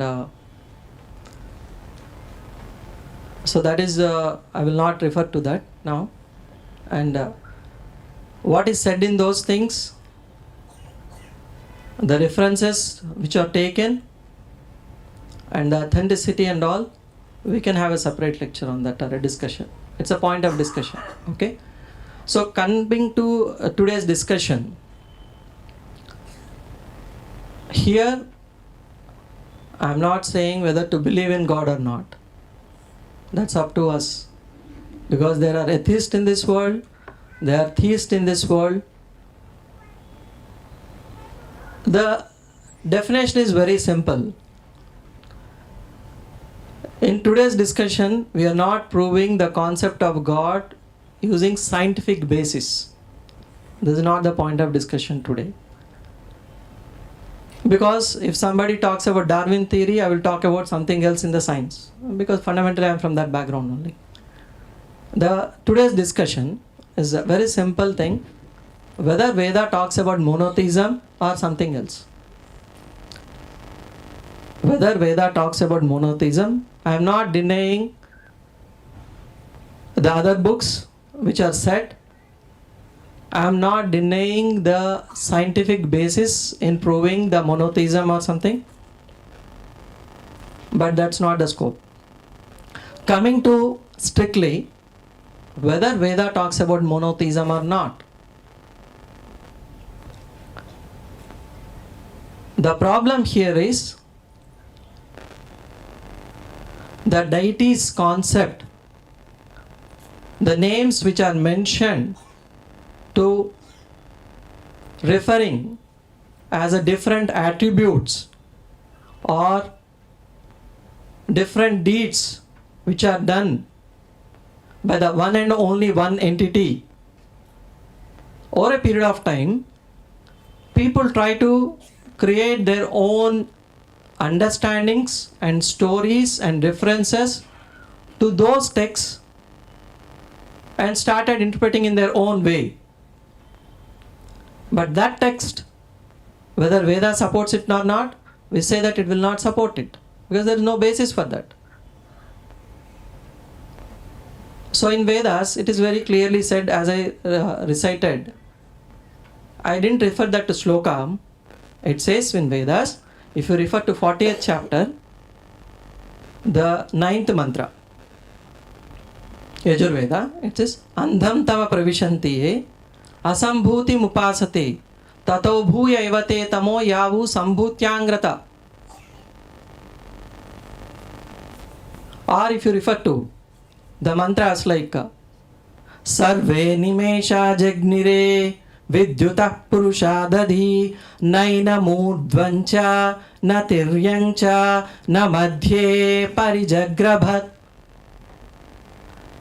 Natasya Pratima Aste Yasya Nama Mahadyasha Hiranyagarbha Ityesha Mama Imsidityesha Yasma Najata Ityesha. Or you refer to Atharva Veda. Ugram Vanishada Tatam Na Vanishada Na Tatam. Or you refer to Yajurveda somewhere, anywhere. According to Vedas, all these names, whether we'll accept one God or two gods or 10 gods, that is not the topic what we are discussing. That's up to individual. There is no force. There is no force from Vedas. I am saying that you have to do this and that. No. I am simply saying what Vedas talks about. Whether they talk about monotheism or polytheism. That's a discussion. So Vedas strictly talk about monotheism. Let's take any mantra or any part where we think, or maybe you think, that talks about polytheism. From Vedas, that 20,000 mantras I just said, you take from any one of them, and if you show it to me, this mantra explains about polytheism, not the monotheism. That's beautiful. So whether that mantra, maybe when it referred in Puranas or Itihasas, whether talk about polytheism, that's not the scope. We are not discussing that whether that mantra talks about polytheism or not, whether that how it is interpreted. So strictly, the mantras which I referred, or the mantras which I quoted, or the mantras which you take and refer to it from the mantras whatever I said. If they talk of polytheism, that's fine. We'll discuss. We'll be discussing. So I have gone through every lecture what it was given by BORI Institute. I know that what is there. No, it's a new course. Now we have, and I am not talking about BORI, and I am also not talking about monotheism or polytheism, because in Veda, God, concept of God is in form of deities, not in form of God. You What see, is the God difference? has not No. God has not been explained in No, Veda. that's a good thing you are saying, sir. I'm not denying. No, the thing is, there is only one God, or there are many gods, is not the concept. But there is some, as in our Gayatri, Om Bhu Bhuva Swa, there is some power or something that creates the world, that has been created, and which is which goes parallel with the nature. Is Beautiful. The concept. I understood now. I will tell you what one I thing. am trying You refer to tell that Gayatri there Mantra. there is not a concept of God in Veda. One It is minute, deity. sir. Very good. Sir, refer to Gayatri Mantra. Gayatri Mantra says, Om Bhur Bhuva Swaha Tat Savitur Varenyam. Savitur Varenyam. What does it Savitur means? Where do you find the definition of Savitur? Not sun. It's a power. or Savitur. nature. Where say Go for a tej. when we talk about the discussion, Not sun. when we talk about the discussion, we have to give a reference, is it? I cannot quote out of my mind, and you cannot also quote out of your mind. So basically, you have to refer to Vedic dictionary, is it?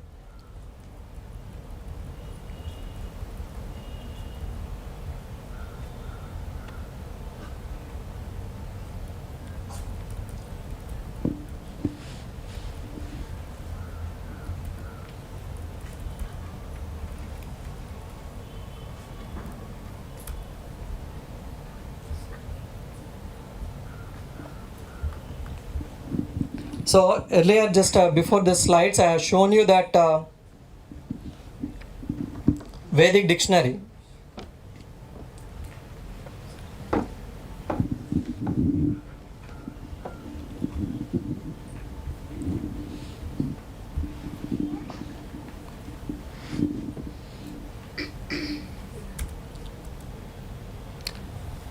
The word which you are highlighted before Tvasta, you are able to see Savita? Tvasta. Tvasta, before Tvasta, there is a word called Savita. Savita. Savita is the name of Almighty, not the deity according to Vedas. Okay, so I don't have any problem if somebody says that Savita is some other name in some, we don't have any problem. But in Vedas, Savita means the one. Say Adi Shankaracharya says Savita Sesham Vita. The one who creates and takes back this entire universe like a spider is called Savita. So here the problem is I do because as I told you, I also came from a very orthodox background. Before going to Vedas, I went through all these books, whatever you refer left and right. So here the problem is, I'm not saying, I'm not forcing something that you have to accept one God or two gods. That's up to you. But whether Vedas talks about one God or not, that's only the scope of the discussion. Let's say if you wanted to scientifically talk about one God or not, that's a separate discussion. We can have a scientific proofs, that's a separate. So the names, whatever sir is talking about deities, the deities like for example, whenever, what all the deities we talk about, tell me? You talk about deities like Shankara, you talk about deity like Rudra. These are the deities we are referring. Varuna. Let's go to the meaning. What does Varuna means? See, simple concept is, in Vedas, these are the names which are used to describe or explain about the Almighty to a human being in simple words. Whether afterwards if you do certain modification to that definitions, that's up to us. There is no problem. But whether it has there in the Vedas or not, no. That's what I just wanted to bring to you. Varuna. Varuna means what? The best of best. The one to be selected by everyone. The famous word we all say, Ishwaraya Namaha, Ishwara. What does it mean? Varaya. I will ask you a basic question. We talk about Namaha. Namaha. Namaha. I will ask you anyone. What is the meaning of Namaha? Tell me. Namaskar. What is the meaning? What is Namaha means according to you? Namaskar. Many people say something, is it? Namaha. Namamaha, Namaha. Namaha, Namaskar. You all are fine. I don't have any problem, whatever you say. But where the first time it is the word is Namaha is defined? In Vedic dictionary. What Vedic dictionary says? Namah iti annanama supaditam. Namah iti vajranama supaditam. Namah means Anna. Namah means Vajra. Namah means Anna, Namah means Vajra. This is what Veda says. I will show you that Vedic dictionary reference also. I don't remember the number. I think it's the second part and seventh one. I will just show you that. I think it's for you, it's important.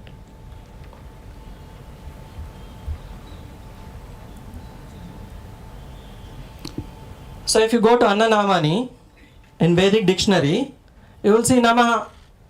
If you go to Vajranamani, this is also Annanamani, this is also Annanamani. Vajranamani. See, on the top what it is written? Vajranamani. The synonyms for Vajra.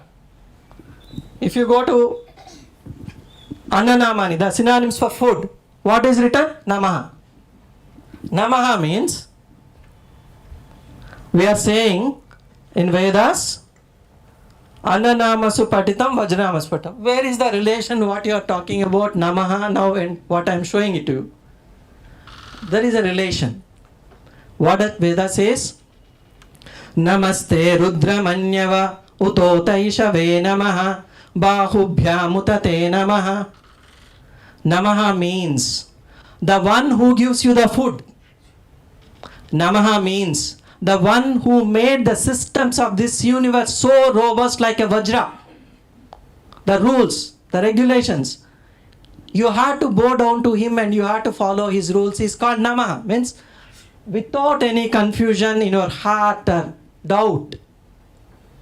You have to completely dedicate and do it. That's the reason the Rudra Namaka or these chapters in Vedas are called one of the topmost chapters, which because these are taught at the end of the course, most probably at the very premier subjects, because these talks about getting from 95 to 100 marks. So it tells you what the minutest things which you have to control. So we are talking about Purusha Sukta, Purushadas. What is the meaning? I'm asking you. Purushadas, does it mean only a male should implement Dharma, Artha, Kama, Moksha? Does it mean that? Purushadha means, Purusha means, in colloquial Sanskrit, male. Purushartha means, these are applicable to male, that's what where it is said. But the word Purusha is first time defined in Vedas. There is a Sukta called Purusha Sukta. Purusha represents one and only one. Pura means Vishwa. Usha means the one who is there before that, or the one who has created this. I need not to quote the Sahasra Sirsha Purusha this Sukta entire thing because you all know them. Purushartha means the four things which you have to have to reach that Purusha, the creator, the sustainer. It's called Purushartha. That is applicable to males as well as for the females. I can quote hundreds of words such that Kavihi. What is we are saying Kavi? Poet. Where it is said Kavihi as a poet, maybe in the books which we have written. But what Veda says? Kavir Manishi. It talks about Kavi as a omniscient. Okay. So there are, see, here this is not to point or anything. The simple thing I just wanted to bring to your notice is, hello. Very fortunately, these some of the texts people have created over a period of time. See, unless we are open to see the text, even if you are not able to refer to the basic Vedic dictionary, what scientific information you will be able to explore in Vedas? Mitra means the one meaning, whatever we are talking about, the one who is very close. Sham no mitraha, sham varunaha, sham no bhavatvaryama, sham na indro bruhaspatihi, sham no vishnu rurukramaha. This is what it is said. Indra means we know, just now I explained. Varuna means I have shown. Mitra means I told you. So here, if you go to the second chapter of Rigveda, there is a mantra which talks about Mitra in the Vayu Sukta. But the detailed meaning, and if you go to the other texts related to Vedas, you'll be able to see a lot of things which are talked about, some scientific information. Okay. So if our restriction is to that level, because see, I will tell you, Veda talks mantras in 3 levels. Okay. It talks about mantra bhaga, which we all know, the 2 lines which I am reciting, that you know. The second part is called tantra bhaga. Tantra is not magic. Tantra is technical information. Yantra bhaga, it talks about the prototype. So it's a different mindset, is it? If you tell to a normal Sanskrit teacher what he will understand about the yantra bhaga, if something is told scientifically to build, is it possible? But our earlier Vedic teachers, they used to have this knowledge. So they used to build. So my fundamental job for last 20 years I'm doing from being from a technical background. We constructed a lot of scientific information taken from Vedas and used it for the people. So many patents we could do it. So that's possible. So we should not stop at a debate level whether Veda is having this or not. This is just eye open, just I want to take a bit. Not to hurt you anymore. Thank you so much. And if you have any questions, sir.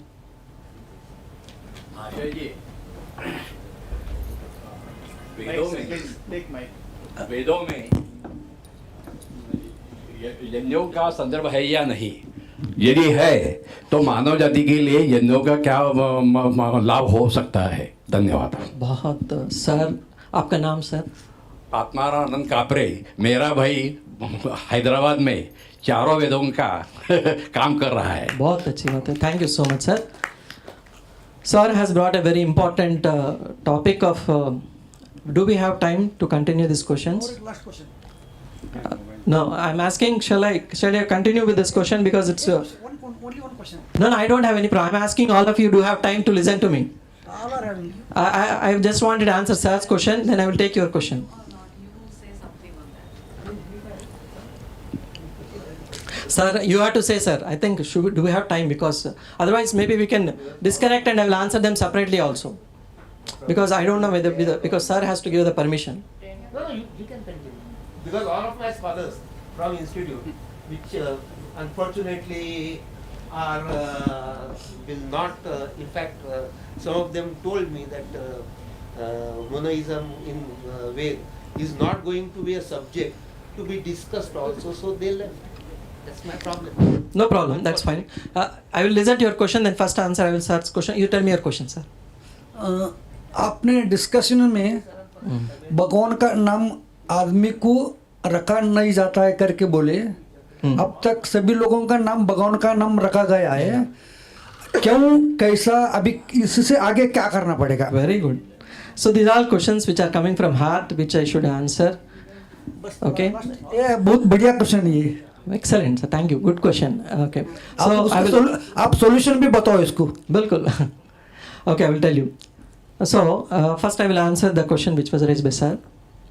So basically, यज्ञा वो अग्नये गिरा गिरा च दक्षसे प्रवयममृतं जातवेदसं प्रियं मित्रं नाशंसिषं पाहि no अग्न एकया पाह्युद्वितीयया. So there are so many mantras, the word yagna referred in Vedas.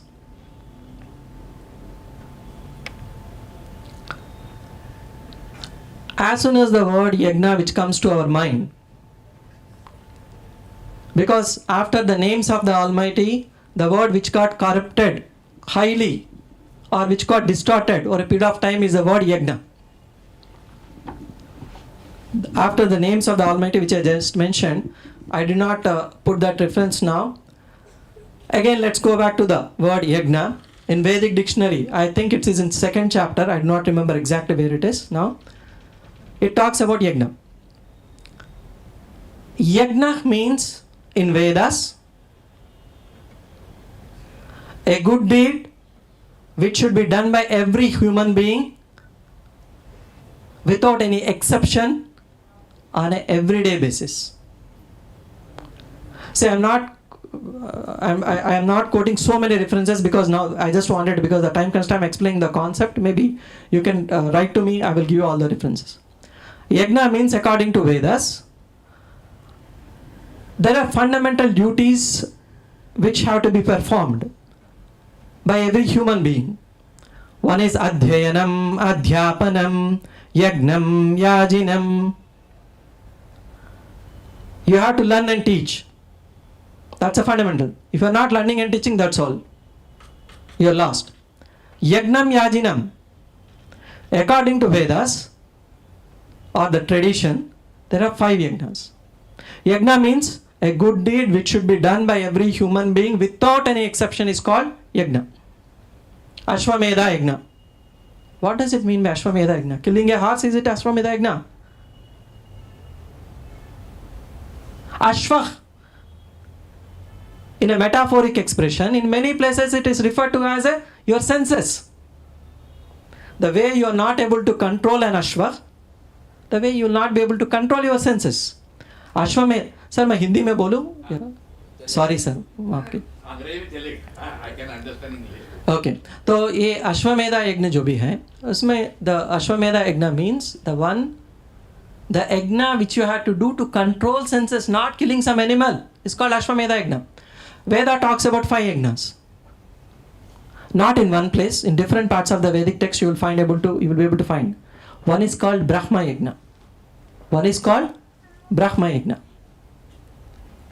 Simple logic always you have to apply. आपके पास पैसा है, खर्चा करके यज्ञ कर सकते हैं, बट जिसके पास पैसा नहीं है क्या करेगा वो? उसका पुण्य नहीं मिलेगा. Is it some question you have to apply every moment? Is it applicable to common man today or not? Simple. Second is called Deva Yajna. Third is called Pitru Yajna, Bhuta Yajna, Samaj Yajna. I will come to Brahma Yajna later. I will explain you the remaining. Deva Yajna. Deva means according to Vedas invaluable.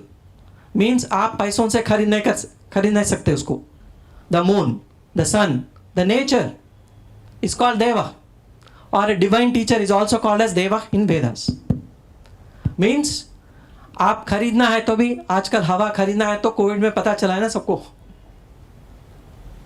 Deva Yajna means a fundamental duty which should done by every human being to protect the environment in Vedas called Deva Yajna. In earlier days, the pollution was less.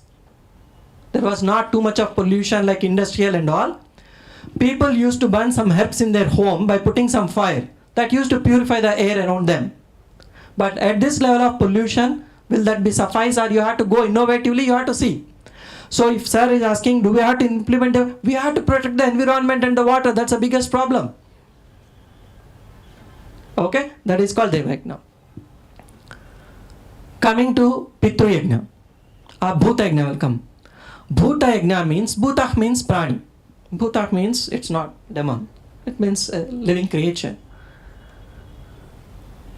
The yajna which you have to do, sustain the physical body of the each and every creature, especially the humans, by giving them the food, by offering the medical help, is called Bhuta Yajna. Because Sariram Madhyamam Kar Dharma. If you do not have this physical body, क्या अच्छा कर पाएंगे? जितना भी बात कर सकते, there is no use. So, as a human beings, we all should make sure that if somebody is dying without food, Bhuta Yajna भूल जाके आप कुछ वेद बीज, that's of no use, is it? That's called Bhuta Yajna. Pitru Yajna means, Pitru means, no doubt it's elders.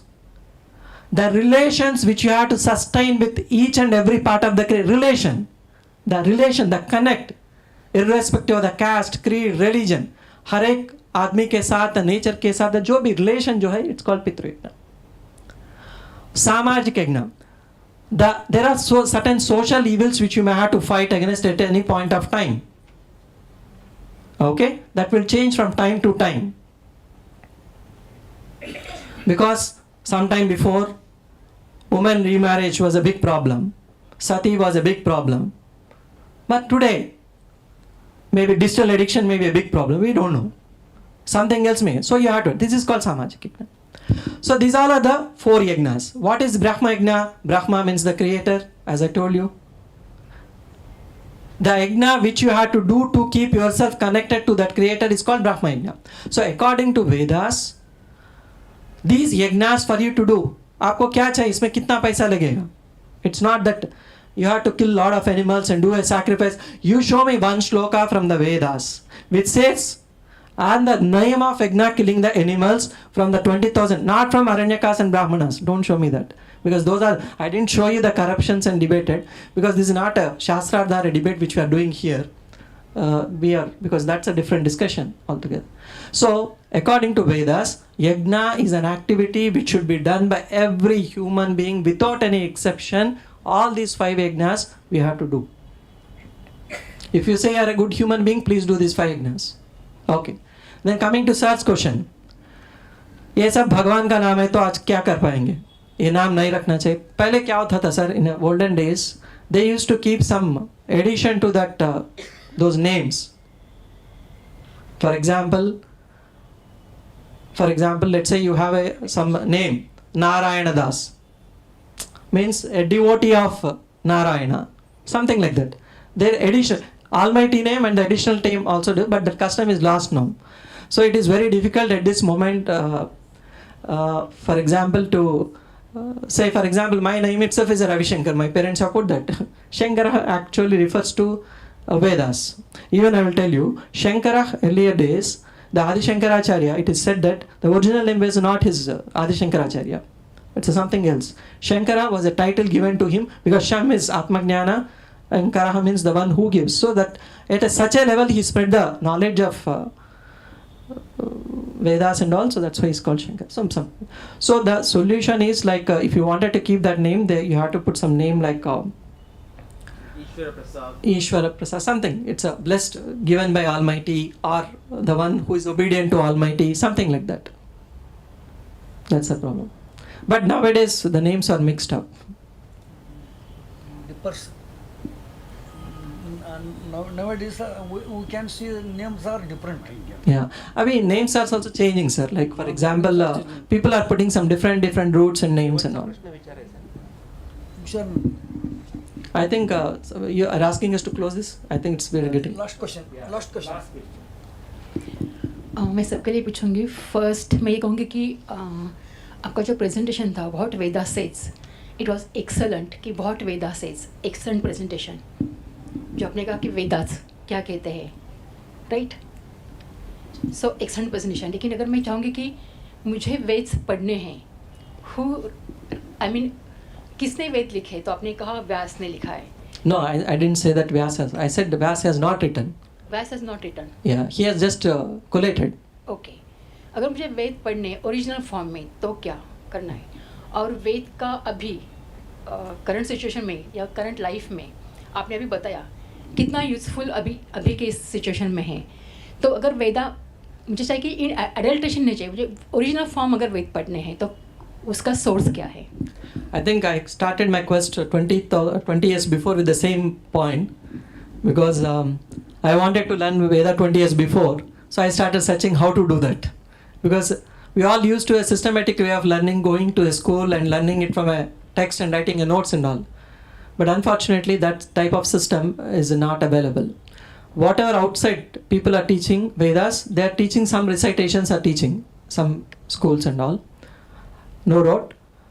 But recitation, no doubt, is very important, but the meaning is also important for us to use it on a day-to-day basis and get the essence of it. So I have started teaching to different people. That's what Madam has introduced. Almost more than 1,000 people. We are doing a lot of online classes, all the free of cost, and so we can surely help you to do that, Madam. Because I cannot give one reference where I can tell you that go and read to that. We have plenty of teachers, we could able to make it. We do a lot of courses even abroad also, all of them free of cost. It's out of passion we are doing. So I just request some of them here who have come from Hyderabad to take numbers and be in touch with. I will be glad. That's my pleasure. Yeah. So excellent. Thank you everyone. So kind of you for your patience and all. Okay. Thank you. Bye. As a EB chairman, I will just say, and I will ask you, an institute where Vedic bibliography has been done. So, I think we have got round about maybe more than 1,000 books on Veda and their translation in our library. And not only that, if anyone wants to study Veda, we have a copy, only a rare copy of a manuscript in 15th century, but as is in Sanskrit, but the script is Sharda. So it's quite difficult to read that copy. But in our library, the translation of that copy is with us. If you want to learn something old, then we have a first Max Muller copy also, which he has translated it. But again, I say, ki perception of Westerners and our perception, there is some difference. So we must go to Indian perception, not and now we are in a position, maybe 100 or 200 years ago we were not in a position to study Ved, but we are now. Perception is different, but to understand their perception, that's also important. I think you have a copy, many copies of English so authors. I can sit here and can read that. Yes, of course, yes. Thanks. Definitely yes. Thanks.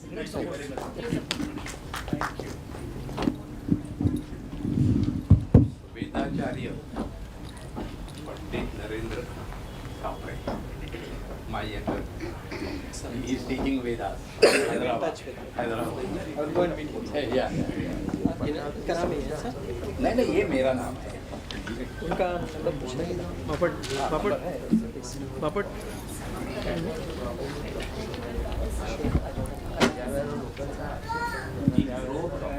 The lecture is over and the question and answer session is also over. Just formally, I would like to thank Shri.Ravi Sankar for an excellent exposition on people like us. We don't know anything about Vedas. So, thank you very much. I hope everybody has enjoyed the lecture, and I think there has to be a series of lectures arranged on this. Yeah, thank you very much.